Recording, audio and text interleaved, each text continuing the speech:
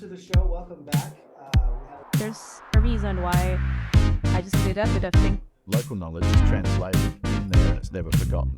Started to really identify areas that we can improve in our company. So I want to introduce this to the listeners and then maybe...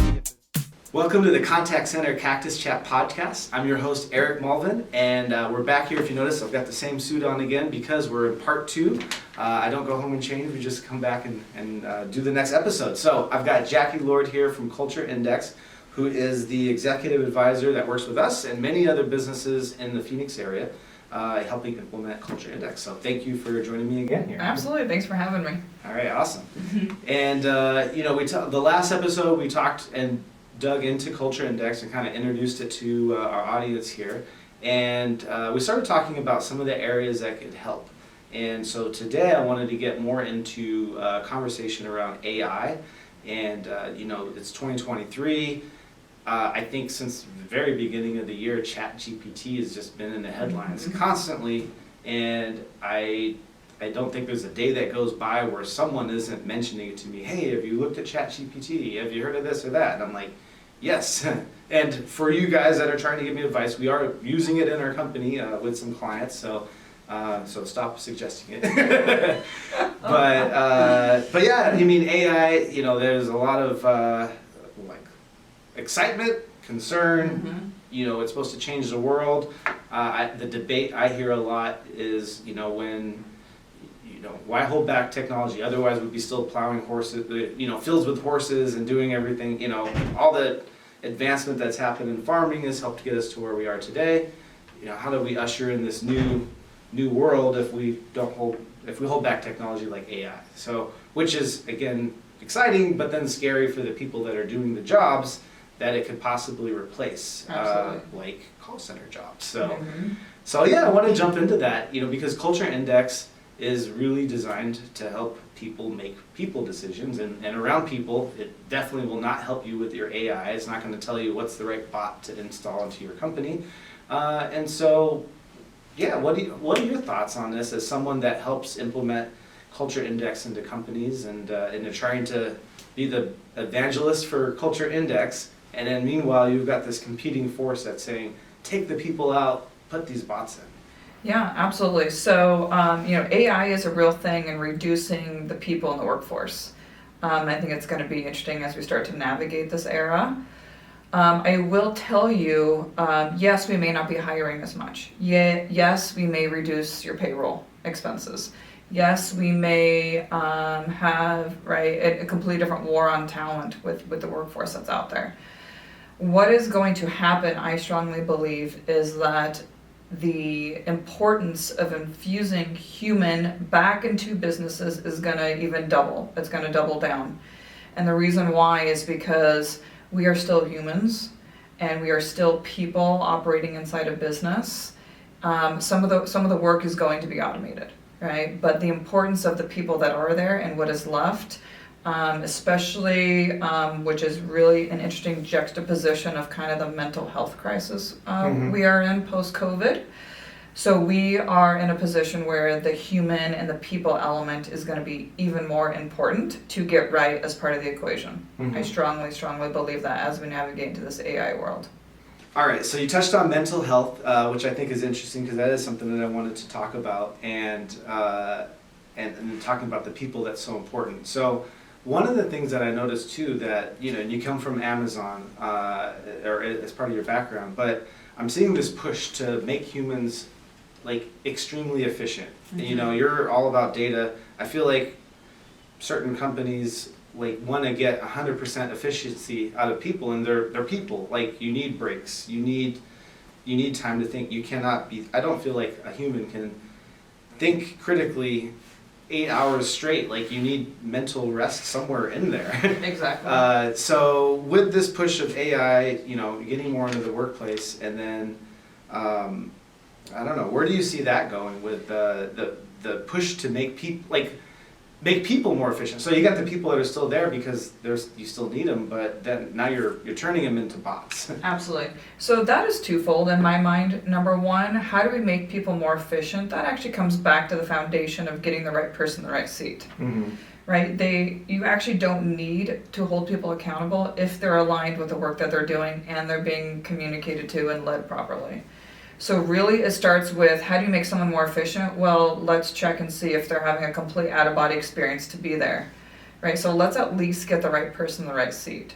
From there, right, we're talking about this human aspect into business. We still need community. We still need culture. It's going to be even more important with this automation and AI world we're walking into. The mental health, I just read an article the other day. It says, due to the mental health challenges, the average employee is reporting 5 less hours of productivity a week. That's huge. Right. This is a real thing that leaders, companies, businesses need to address and need to understand. So understanding their people, understanding if they're aligned for the role, understanding if they're checked out, understanding if they're stressed or burnt out is going to be of the utmost importance, because the people you do have, the leaders need to take care of them, right? This isn't about being in charge. This is about taking care of the people in your charge. And if you don't have the data and the information, not only on yourself, on self-awareness as a leader, but also on your employees, then it's really just a guessing game and a flip of a coin. Yeah, and it's interesting you talk about yourself as a leader, and I think a lot of people, they don't, that you're working with, and correct me if I'm wrong, they're probably not thinking about themselves necessarily initially. They're like, this is for my team, this is for my company, and they're not thinking about like, oh wow, there's a lot of stuff I could learn about myself. How many times have you seen a leader like go through some journey of self-discovery with you once you start uncovering this stuff with them? 100% of my leaders and managers that I've onboarded over the past 2 years, I'd say over 1,000 leaders and managers go through a complete process of self-discovery and self-awareness, right? Understanding their tendencies, understanding that, they are only 95% of the world will not operate like them. So how do you navigate that? How do you understand someone's compliments? How do you understand your own weakness? It's a little bit of a reality check. It's a little bit of self-awareness. It's also kind of a beautiful process of understanding what is that superpower magic you bring to the business, you bring to the world, you bring to your employees, and then how do you complement the offset? So as part of my onboarding process, I spend 2 days with my leaders and managers. And most of the time, over 90% of the time together, I am harping on self-awareness, right? That is where we get to infusing humans back in. This is how we increase leadership effectiveness, is starting with the leader and their behavior and their tendencies. Yeah, that makes sense. For me, I mean, it shifted the way I think about things and the way I think about our people, because now, like, it's part of the language I talk about. I'm like, you guys, like, we want you to be yourself. We don't want you to hold back. And, we're not just talking about that in the workplace, but like in life.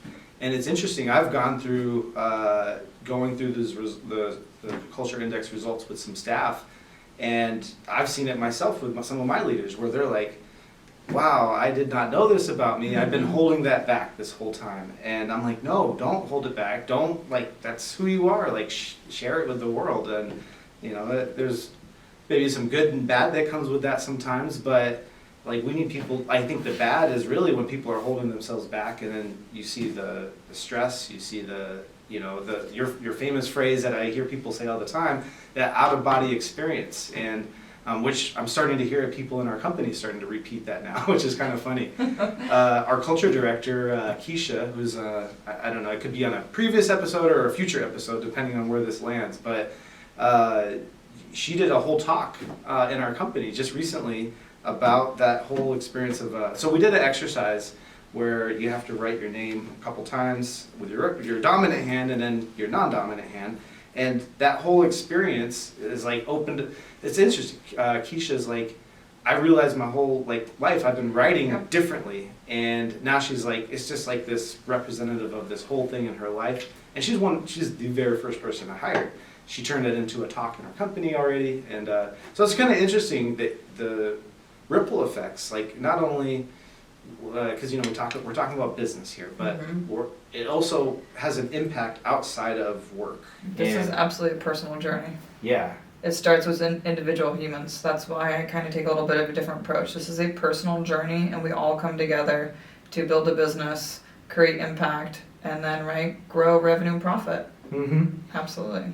Yeah, and we're out there with our core values and trying to find businesses that align to that. Because there's businesses obviously that are not a good fit for Culture Index. Like they don't care about culture, they don't care about people. And I don't know if you ever come across that where you're trying to work with them and they're just not implementing anything because they're like, no, this isn't what we do. And I don't know. Do you ever see anything like that? Yeah, absolutely. I mean, it's a couple things. Are they in enough pain? Right? Are they enough pain with people challenges, with their own wearing too many hats, too stressed out? Are they understanding what the actual core issue is, right? If you have a cash flow problem, we actually have to look at hardwired behavior of the people driving and impacting that cash flow. So really understanding the source. Some folks are so overwhelmed they don't know where to start. And then also some people are hardwired to take this program and really drive it into a business. Right, so we're dealing with a multifaceted approach here, but really the folks that want to get their people engaged and aligned, and as a result, the business grows indirectly. That's really the leaders who care about their people, who are taking the responsibility as a leader, and who are working on their own self-awareness to drive. Really, it's about employee engagement. It's about making sure your employees are happy and checked in. It is the single most important thing. One of my favorite quotes from John Mackey, who's the founder of Whole Foods Market, he says, you have a moral obligation to make sure your employees enjoy coming to work every single morning. Pretty profound. And so to really have that type of mentality and to really have that amount of passion for ensuring the employees that make up your business, the employees, right, that are even more important than your customers, are happy and engaged and kind of, right, look forward to coming to work in the morning. Yeah, and I remember that quote. I think I wrote it down when I heard it because I was like, ooh, because that hits home when you're the leader of hundreds of people, because you're like, that's on me. It is. I've got to make sure that we're doing that all the time, and it's a big goal to have out there, because I don't think there's a lot of business leaders that look at that as their responsibility. They're looking at maybe I've got to drive profit, I've got to drive growth, and I think for me, like from day one, it's always been about people, and so I think that's why this was just such a perfect fit, and I think it could really accelerate where we're going. But yeah, it's interesting that it really comes down to the kind of business, like what's their focus, right? Exactly. What's their core values? What's the leader, right? It all starts with the leader and the leadership team. Yeah, and if you had to predict the businesses in like 10 years from now, like the ones that are using Culture Index versus the ones that are not thinking about people, they're like focused on profit and all that, where would you say the ones are going to end up? I mean, I guess that's a biased question. You're going to, of course, say Culture Index. Culture Index 100%. But I mean, like, yeah, I don't know. Where do you see Culture Index heading over the next 5 to 10 years? Because data is getting crazier, and we're able to make better decisions. And I don't know. I'm excited to see where Culture Index can help us out with that too. Exactly. Culture Index has grown 40% every single year over year for the last 3 years during the world pandemic. So the need to get this right, the need to take care of people, the need to grow businesses from a data perspective on people, right? This is our whole world is data driven, but yet we don't use any data to make people decisions. So the need for this and getting this right, and the people that we do have that are not automated by AI roles, the need to get this right is even more important. Why would we not have data on people? What would be the downfall, right? This is to understand how we make sure they like coming to work in the morning. How do we make sure the value that they bring to this world aligns with the value they can bring to Pac Biz, can bring to any business?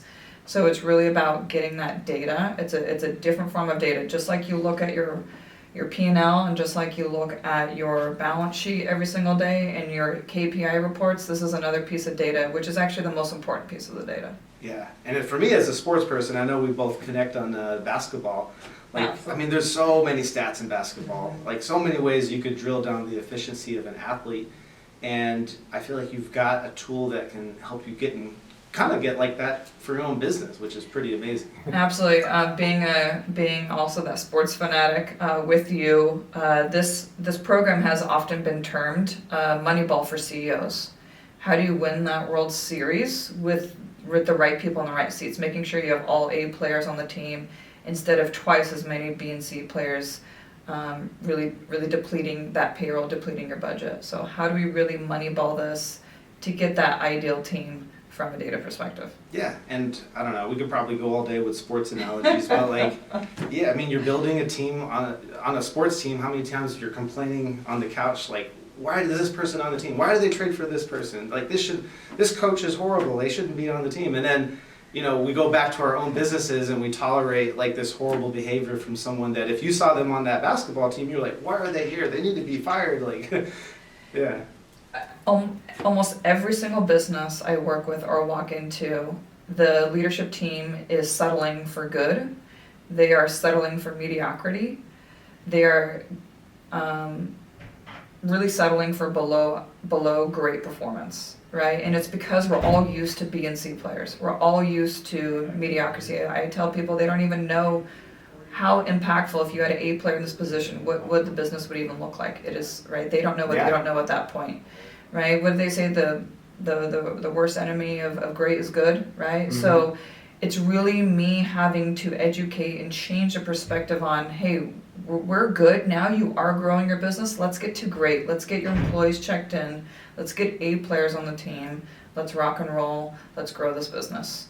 Yeah, awesome. Well, I think that's a great way to end this episode and the two-part series. So, Jackie, I want to thank you for being a guest on and for sharing some of your wisdom with about Culture Index with our listeners. And if people wanted to learn more, because I think you're not limited to working with people in Arizona. Do you have any clients outside of Arizona? Yeah, I've got clients actually across the globe. I've got clients in Canada and really all over the United States. I do have a significant amount in Arizona as well. Cool. So if people want to learn more or get a hold of you, how do they get in touch? Yeah, absolutely. They can go on to cultureindex.com and request a kind of free diagnostic or look into their team and just reference my name, Jackie Lord. All right, perfect. And we'll get some information in the show notes so you can connect directly. But thank you again for being a guest, and I really appreciate it. And catch us next time. We've got more episodes. We're talking about call centers, outsourcing, managing call centers, and how you can help grow your business. So thanks again for listening, and we'll catch you on the next episode.